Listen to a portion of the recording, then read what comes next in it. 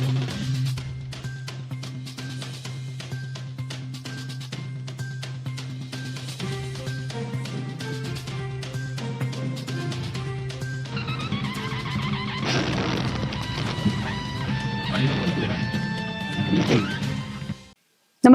आपण पाहता हिरकणी न्यूज.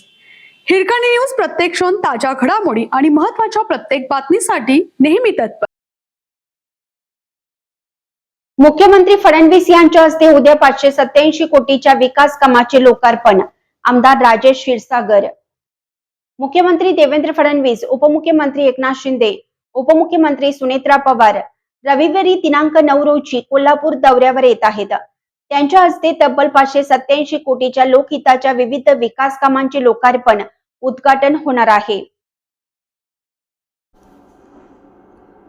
सर्वांगीण विकासासाठी महायुती कटिबद्ध असून या विकास कामातून कोल्हापूरचा कायापालट होईल, अशी माहिती राज्य नियोजन मंडळाचे कार्यकारी अध्यक्ष आमदार राजेश क्षीरसागर यांनी शुक्रवारी पत्रकार परिषदेत दिली.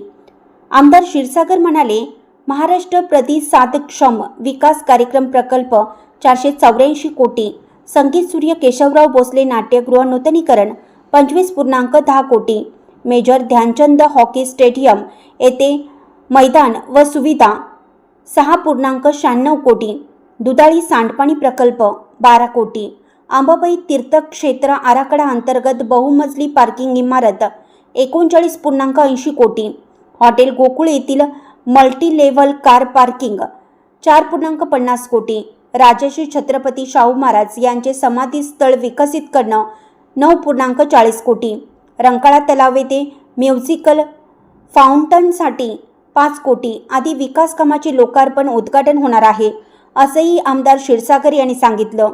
विरोधकांच्या नकारात्मक राजकारणाकडे आणि अपप्रचाराकडे दुर्लक्ष करून महायुती सरकार आपल्या गतिमान निर्णय पद्धतीद्वारे कोल्हापूरचा चेहरा मोहरा बदलण्यासाठी प्रयत्नशील आहे. कोल्हापूरचे प्रलंबित प्रश्न मार्गी लावत जिल्ह्याला विकासाच्या मुख्य प्रवाहात आणण्यासाठी सरकार वेगाने पावले उचलत आहे.